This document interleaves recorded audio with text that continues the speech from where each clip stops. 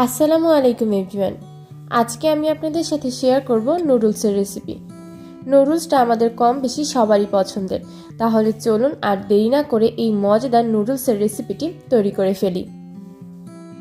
Noodles তৈরি করার জন্য আমি একটি কড়াইয়ের ভিতরে দিয়ে দেব পরিমাণ মতো তেল। তেলটা গরম হয়ে গেলে এর ভিতরে দিয়ে দেব পেঁয়াজ কুচি।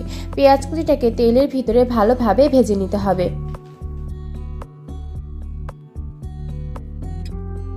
দিয়ে দেব টমেটো কুচি। টমেটো কুচিটা দেওয়ার পর টমেটো কুচিটাকে পেঁয়াজের সাথে ভেজে নিতে হবে।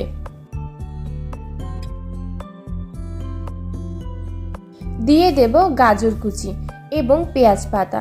এখানে পেঁয়াজ পাতাটা অপশনাল, আপনারা চাইলে দিতেও পারেন, নাও দিতে পারেন। শীতকালে পেঁয়াজ পাতাটা পাওয়া যায়, তাই আমি এখানে পেঁয়াজ পাতাটা ব্যবহার করেছি। দিয়ে দেব কাঁচামরিচ। উপকরণগুলো দেওয়ার পর উপকরণগুলোকে ভালোভাবে মিশিয়ে নিতে হবে। দিয়ে দেব স্বাদ মতো লবণ। লবণটা দেওয়ার পর লবণটাকে সবজির সাথে মিশিয়ে নিতে হবে।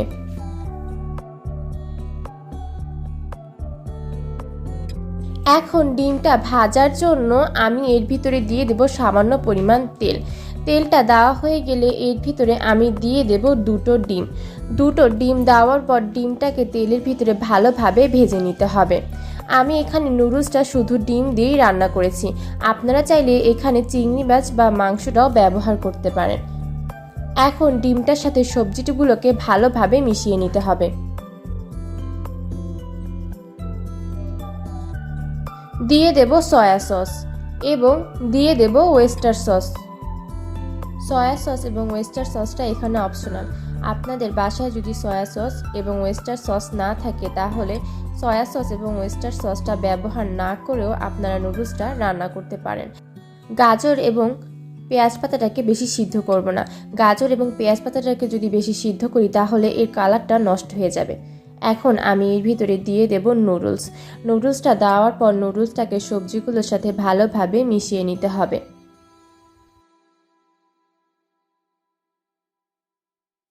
এখন এর ভিতরে দিয়ে দেব পানিটা দেওয়ার পর পানির ভিতরে নুডলসটাকে নেড়ে দিতে হবে।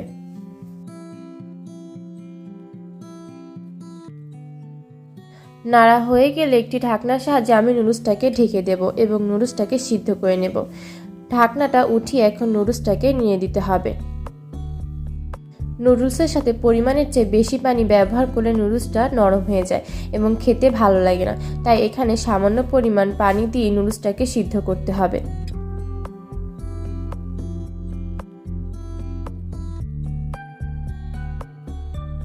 এখন এর ভিতরে দিয়ে দেব নুডলসের প্যাকেটে থাকা টেস্টিং সল্টটা দেওয়ার পর টেস্টিং সল্টটার সাথে নুডলসটাকে ভালোভাবে মিশিয়ে নিতে হবে। আপনারা দেখতেই পাচ্ছেন নুডলসের পানিটাও অলমোস্ট শুকিয়ে গেছে এবং নুডলসটাও সিদ্ধ হয়ে গেছে।